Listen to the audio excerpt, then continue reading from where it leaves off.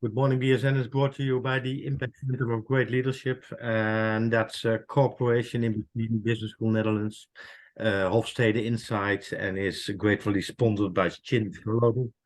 In these Zoominars, which occur every Tuesday morning, starting at 8:15, and will close at 8:57. So that's just enough time for you to get to your working place and start your working day.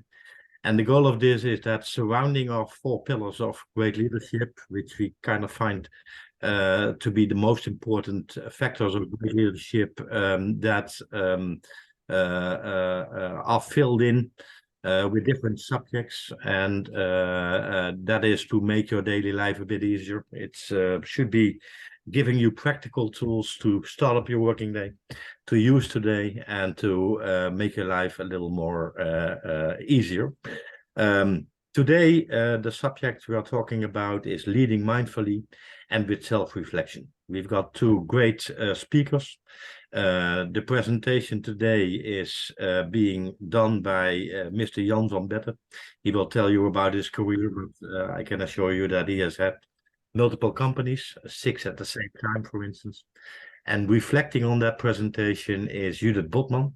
Judith Botman is the founder of the House of Coherence and connected to BSN for a long time doing that.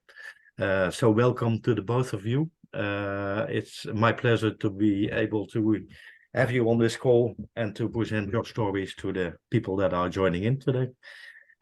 There's still a couple of people joining in, so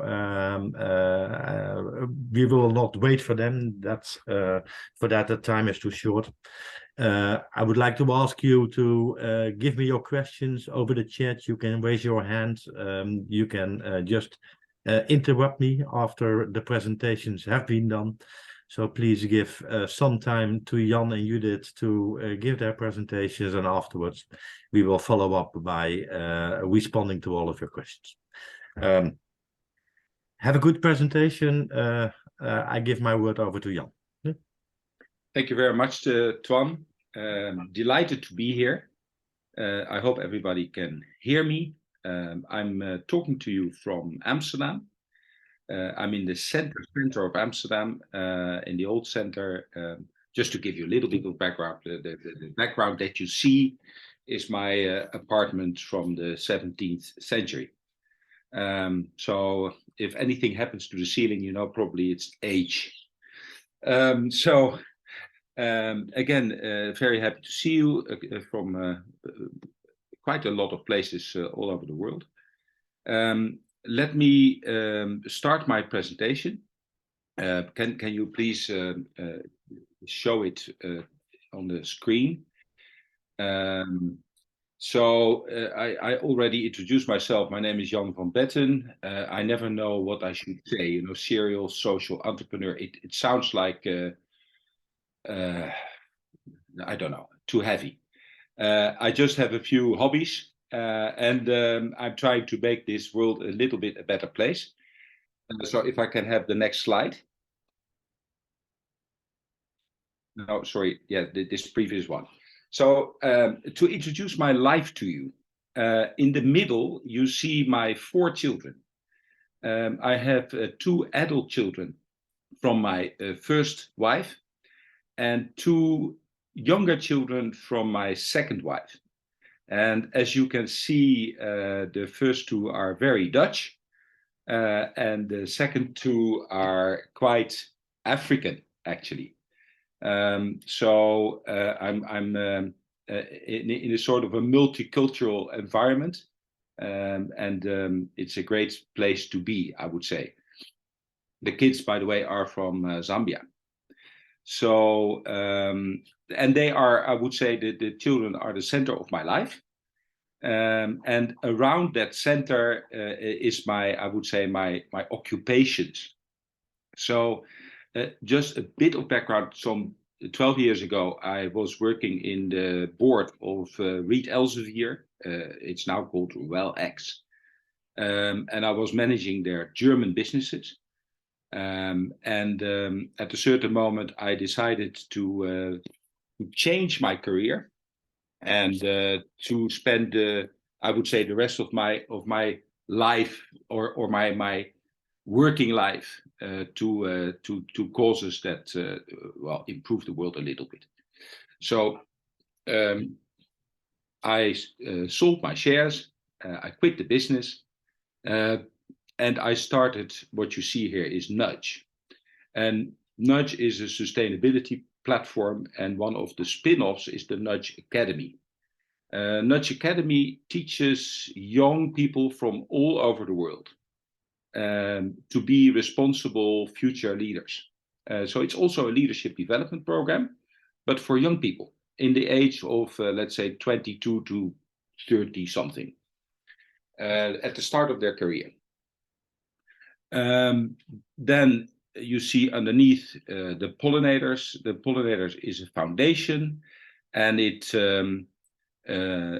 promotes biodiversity and the importance of biodiversity in a nice way, I would say. We don't talk about all the doom and gloom, which is very true, but we make biodiversity a nice thing to talk about. Then on the right-hand side, you can see One Africa. That's a startup, started the beginning of this year from Ghana. And we do the same as with the Nudge Academy, teaching young Africans how to be responsible leaders. So we run programs in Accra, in Nairobi, and in Livingston. So other than that, I'm in the board of 2 non-profits and 1 for-profit, where I am a non-executive director. So that already gives a bit of a flavor, and that's I like the theme of this day is mindful and reflective. How on earth do you do this when you have all these balls in the air?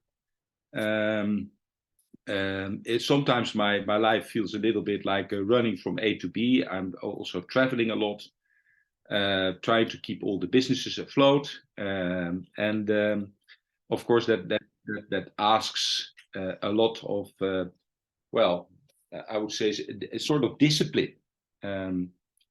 And then if you would know me a little bit, you know that I am someone who likes a lot of things. And very interested in people, and so my life is 24 hours a day, and sometimes I sleep. That's probably what it is. So if we can go to the next slide,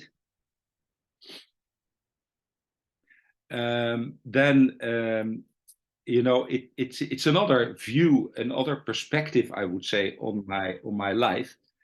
And it's also maybe a little bit of already an answer on how I deal with stuff. A few times a year, I totally disappear into nature. I love wilderness, to be surrounded by trees, animals, birds, insects. And what I try to do is really, a couple of times a year, totally cancel my appointments in my calendar, get out for 1 or 2 weeks, and disappear into the mountains, or to Africa, or to tomorrow I will leave for Scotland, and be with me. And that's how, and then what I then do is first few days, of course, you have to sort of wind down and land and forget everything, which is always difficult, so switch off phones and even try to be in a place where you're not you can't be reached. And then the questions I ask myself are the questions that you can see on the screen.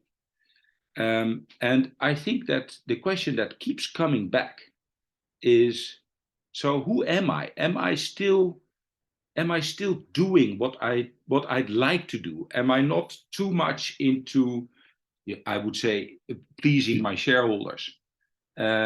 Which of course is important to keep them happy, but it's not the reason. My reason of being. My reason of being is to make a difference, to create impact, also to have fun actually. So and another question that I ask myself: am I? So maybe it's the same question, you know. Am I living my values? If I leave this world, can I look back and say, I I can at least be proud of myself. And another question I always ask myself, by the way, not only in nature but every day: how do you stay in the presence? Because I realize, and I learned by failure as well, that if you start looking back, or if you start worrying about the future, it takes too much energy, and it takes away the energy you need to do your thing at the moment. So of course, I have my strategy meetings and stuff, and that's professional. But as a person, as an individual, I really try to be in the moment and not look back too much, as in thinking, oh, we already have done that and it didn't work, or if I do that, it will probably go wrong in the future. No, just, and if I say this, what will people think of me? It's all not important. So, the idea that just to be where you are at that moment and do what's needed at that moment is, I think, crucial, especially for me. And another question I ask myself is, a few times a year. So if I would look at a year from now, am I still doing the same, or is there something I'd like to change? Is there something I would like to work towards to? Is there something that I have in my mind that would really, make me energized? So what should I actually stop doing, and what should I do more or work towards to? So I think it's a very powerful question to ask yourself every now and then. What in a year from now? And I have a very, very good friend, and he's also a professional business coach by chance. And we've made it a sort of a structural thing. So 2 times a year, we make an appointment, we sit together, we choose a nice restaurant, and this is the topic. Will we be in a year from now? And we write it down, just a few bullets, both of us, and we're totally open. It can be about, your relationship, it can be about work, it can be about where to live, for instance, what to learn. What do you want to learn next year? What do you want to know more of? One of the things that I've written down recently is, I want to understand artificial intelligence a little bit more. But you need, it doesn't go by itself. You have to put some effort in it. So that's the kind of thing we write down, 5 or 6 bullet points, and then a year later, we look at it again and say, has it worked? Not as you like to do in business, have I reached my KPIs, but no, to reflect on what did work and what has not worked, and why. Was something keeping us? Was something blocking? And how do we, go about it? Do we mind? Another very important question. It's not about blaming or yourself, or it's just really reflecting. So the other word on this slide is self-care, and I think it's extremely important for me, at least, probably for everyone. if you have such a busy life, you really, really get away from it every now and then. And enjoy, relax, eat well, drink well is also part of me. And then you go, we can go to the next slide. So how do I take care of myself and do this reflection again? Also, twice a year, I have two very good groups of good friends. We are 4 and we are 6. And with both of these groups, I go hiking every year for a few days. So tomorrow I will leave for Scotland with one group, and we will spend a few days in the wilderness, actually. And what we do is also the objective of this hike is, of course, to get some physical exercise, but mainly to sit together and to reflect on each other. These are all very busy people, and I would say businessmen, very accomplished actually. And we sit together and we totally, without any judgment, very open. So there's a lot of trust. We talk to each other and say, what's going on? How can we, support each other? So I call it hikes with my friends, but actually it's peer coaching. You can call it that way. Time with my family, extremely important. I think in the end, all that's left is your family. So you have to really nurture it, embrace it, and so my family is extremely important. I spend a lot of time with family. I also spend some time with myself, not with anyone else. It can be 12 hours, it can be 6 hours, it can be 24 hours, but just myself. Sometimes that's the most confronting part of my life. You have to be very critical towards yourself. And once you do that, it can be confrontational. But it's good. It's really good.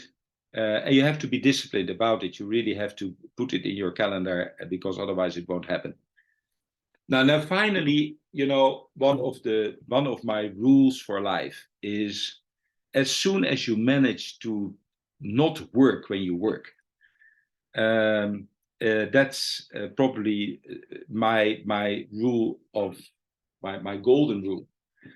As soon as work becomes work, it's boring, or it gets frustrating. So for me, I try to live I like to do what I like to do. Sometimes, of course, today I will have a shareholders meeting. That I can't avoid that. That seems a little bit like work, but I still try to make it fun and enjoyable. So that would be my suggestion to anyone. Try to make work not work. And for me, it works very well. So, and then I have a final suggestion to end my talk. I'm sure there's a million questions. A final one is my biggest suggestion for also, if we can have the next slide, please, is celebrate. If you manage to dance, to sing, to enjoy, to celebrate your successes, even your failures, the fact that you're together with beautiful people, this is for me, it's the fun life. Life is good until you die, I would say, and then it's over. So this is a little bit about me and what we try to do. This is, by the way, in Accra, where we had our first leadership session with these beautiful people. And again, here, it's leadership development, but we also try to have fun. So we hired a singer and a musician, and we danced, and we've written a song together. So this is now our song. When we every now and then I still talk to these people, and we the song pops up. It's really beautiful. So thank you for your attention. I hope it wasn't too long.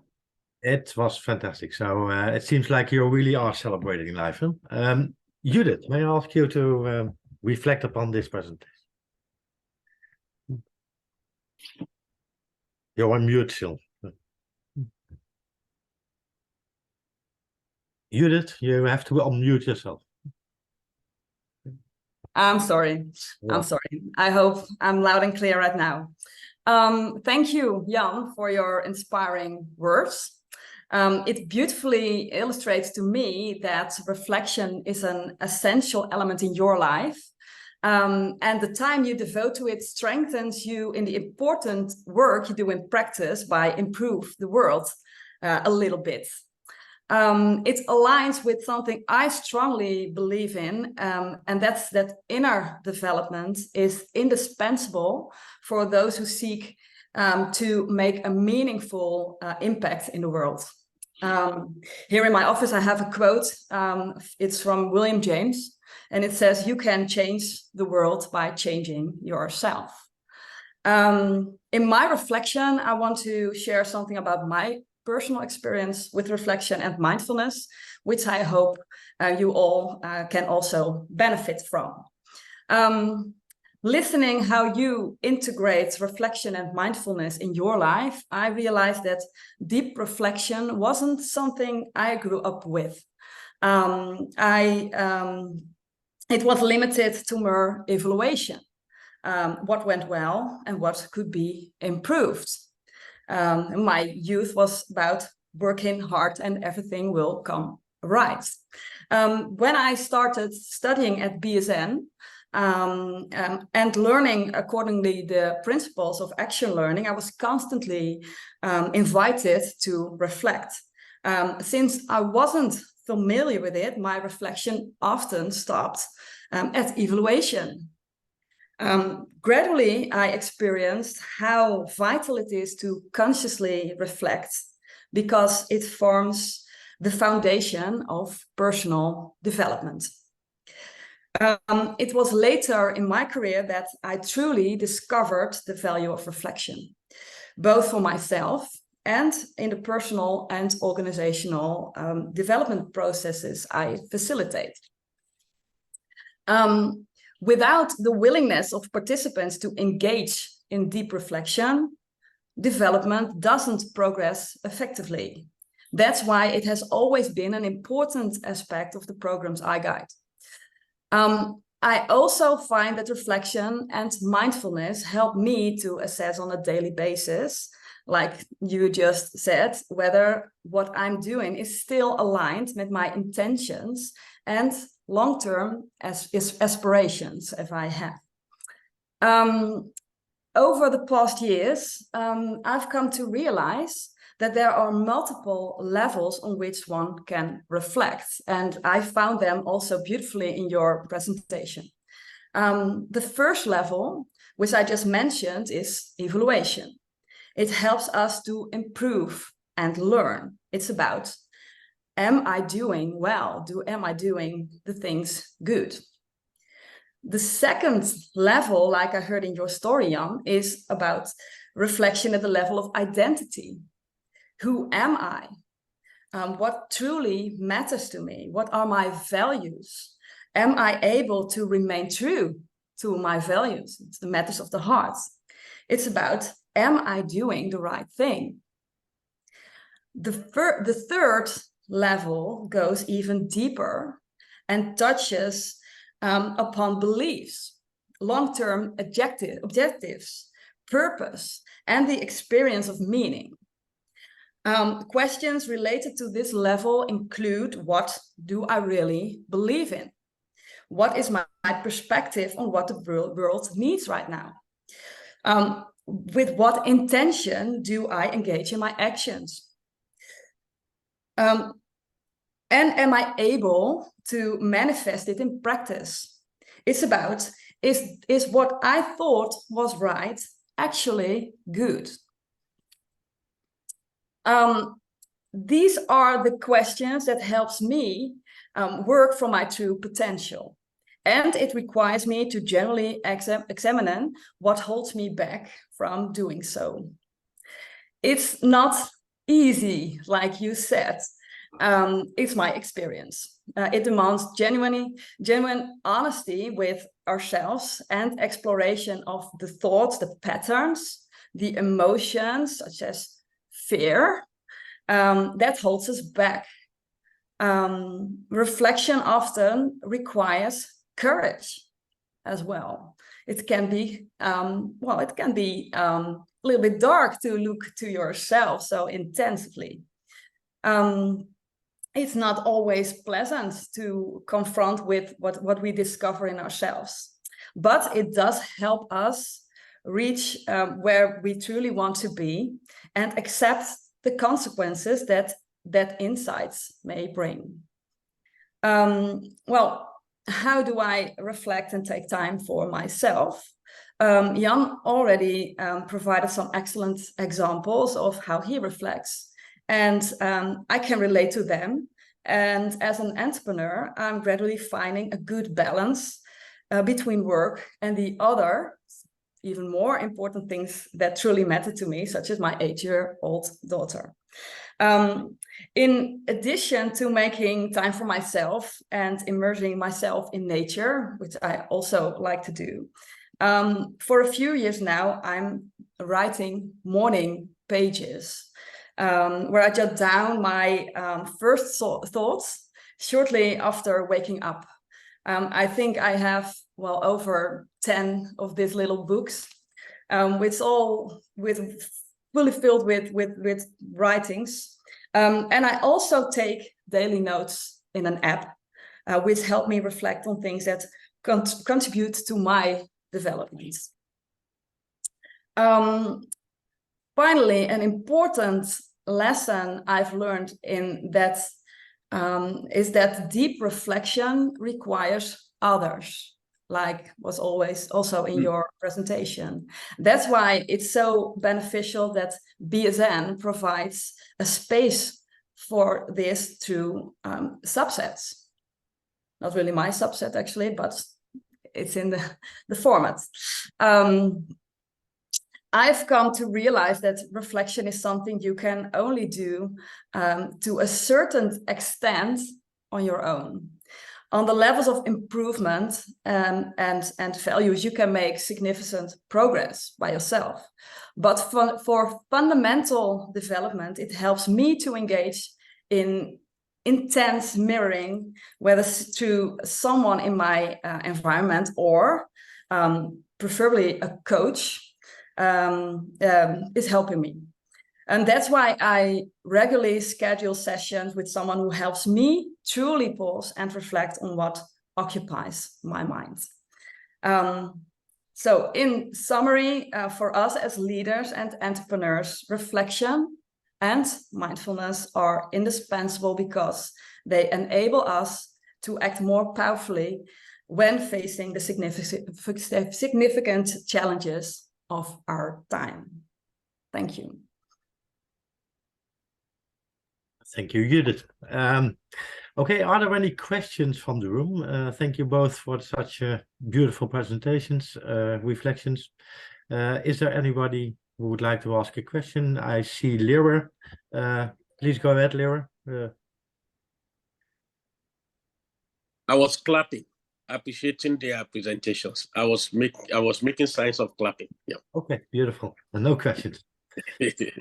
I have to go to a couple of screens to be able to see if anybody else has got any questions. You can put them in the chat or you can raise your hand. I have a question. Okay, Arthur, go ahead. Where does the freedom come from, and how can you be sure if you're on the right track? You said a purpose, but where does the freedom come from? It's a question to whom? To you, sir. Oh, thank you. Where does freedom come from? That's a very deep question, actually. Sorry about that. No, it's fine. It's fine. It's a very good question, but I have Where did you get your glasses? Is an easier question. Yeah, absolutely, absolutely. I think freedom is a. If you reflect on your question, and I'm answering a little bit from the heart. You have to desire freedom. It's and you have to have courage to accept the facts, to accept that freedom. It's a great gift, but it's also scary. I remember when I started my own little business and quit my comfortable, well-paid job, you know, it was a deep desire for freedom to do that. But it also felt really scary. Like, oh, sorry, there's a truck offloading garbage in my street now. I hope it doesn't. Okay. But there's a lot of noise. I even asked my children for permission. I said, you know, this is a very deep desire of me to spread my wings, to start something completely new. Would you mind if, you know, because it will probably mean that we won't have the same income anymore. We won't, you know, and that kind of freedom, you know, that we can go whatever, we can do whatever we want to do in terms of financial means. But how would it be for you guys if that stops because daddy wants his freedom? And fortunately enough, they said, please do, you know, what is more, and they were still small.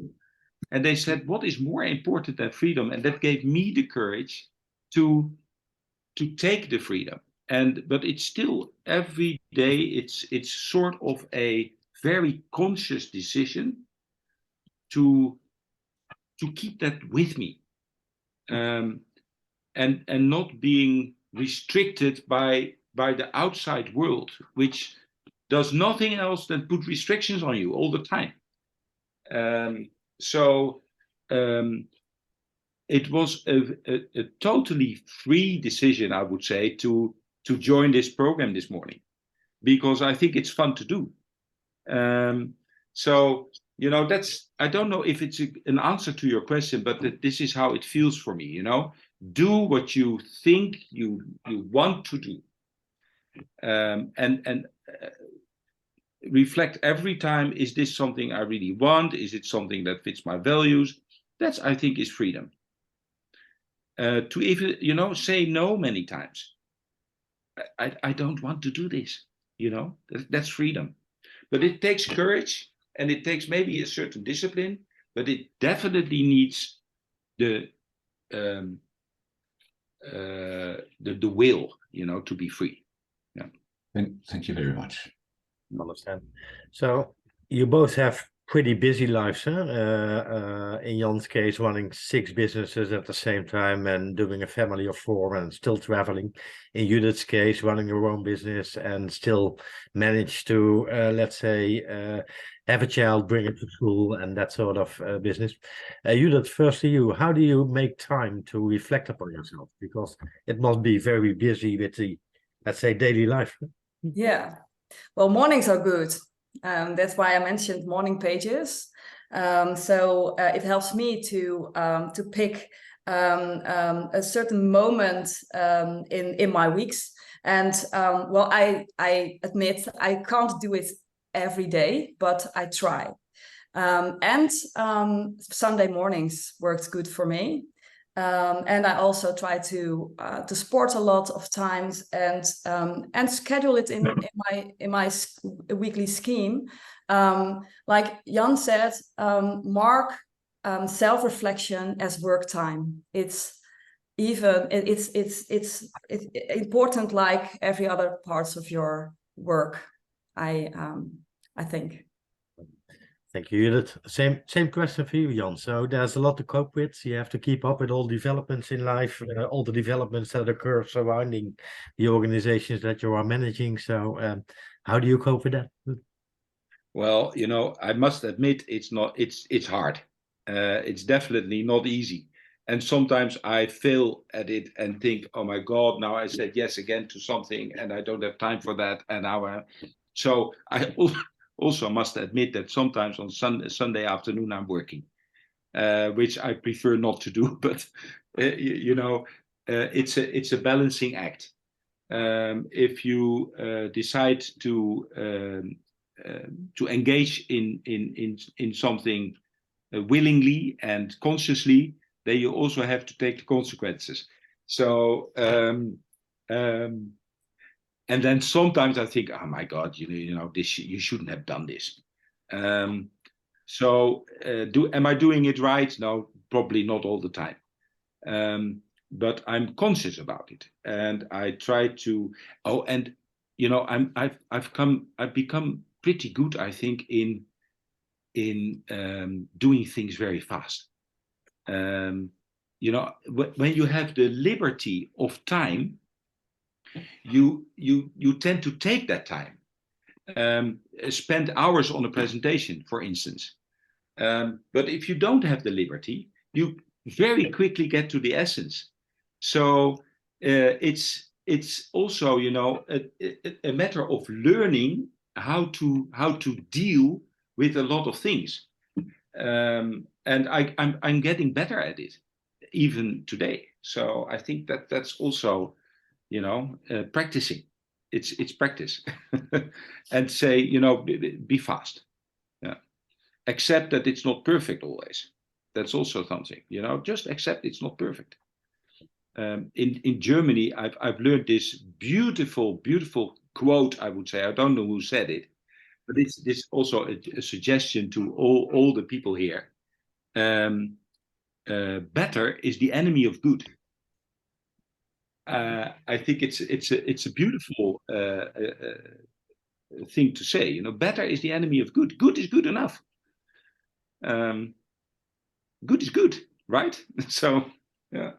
Beautiful, Jan. Beautiful, Judith. We are about to come to an end for this morning's Good Morning BSN. So it's 8:53 already. I'm sure you've read all the compliments about the presentation and the reflection in the chat, but it's words like inspiring and excellent and that kind of stuff. So thank you a lot for being there this morning. Thank you all a lot for being there this morning. Hope to see you next week. And for now, it's goodbye. Yep.